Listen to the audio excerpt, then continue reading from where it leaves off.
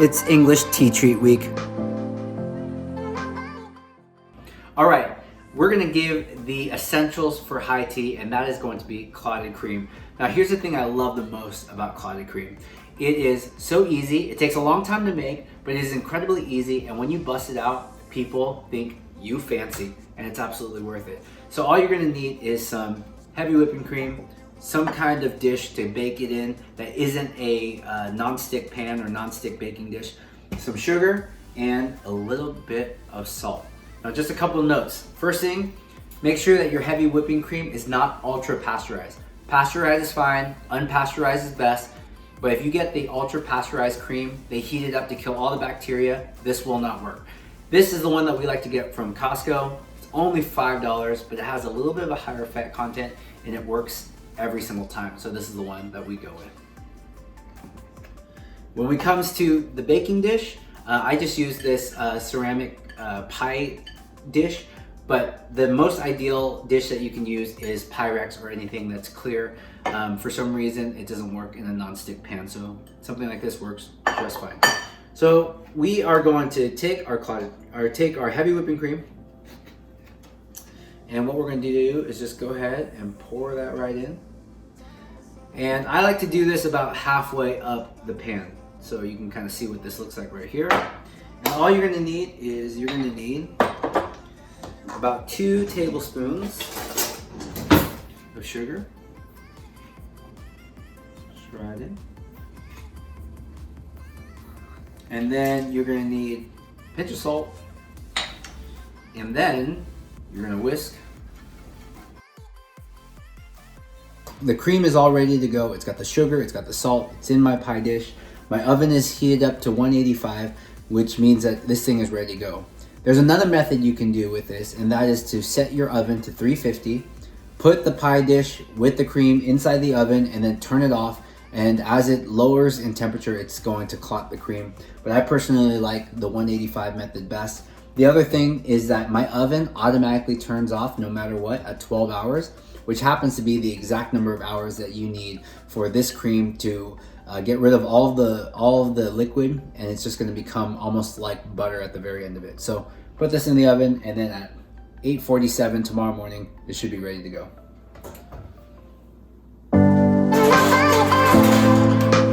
Okay, it's been 12 hours and I just pulled out our clotted cream, and it looks and definitely smells amazing. I wish you guys could smell it, but it is nutty and delicious. And what you can see at the top is got kind of like this thick layer on top. That is actually what makes the clotted cream. So what we're gonna do right now is we are going to let it sit on our counter for until it completely cools to room temperature, and then we're gonna put it inside the refrigerator, and then it's gonna cool completely, and then it's gonna harden up, and then we're just gonna grab all of that cream that's gonna be on top, and we're gonna put it into a jar, onto a scone, into your belly. It is going to be amazing, but super easy.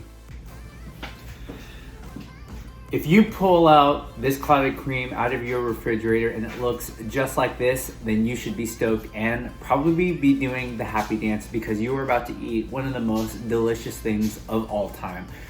So now all we gotta do is separate the cream from all the buttermilk at the bottom. So what you're gonna need to separate the cream from all of the milk on the bottom is you are going to need a bowl, and then you are going to need something to store your clotted cream in. So what we're gonna do is on the edge of this right here, if you see towards the bottom, you are going to kind of punch a hole in the side, just like that. And you're gonna very carefully kind of work your way around to kind of separate all of this here. So what you're gonna see is all of the separation of milk right here. And you're gonna pour all of that out. Don't throw this away, by the way, because we are going to put this in our scone, and it is going to be awesome. So this is just kind of very sweet, kind of the leftover.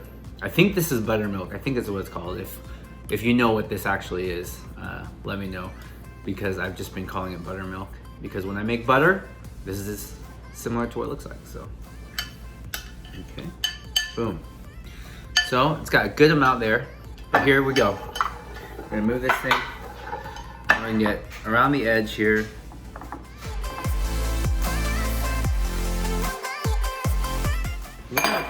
Look how creamy this is. Look at that. That is awesome. This is exactly what you're looking for, and it is life-changingly good.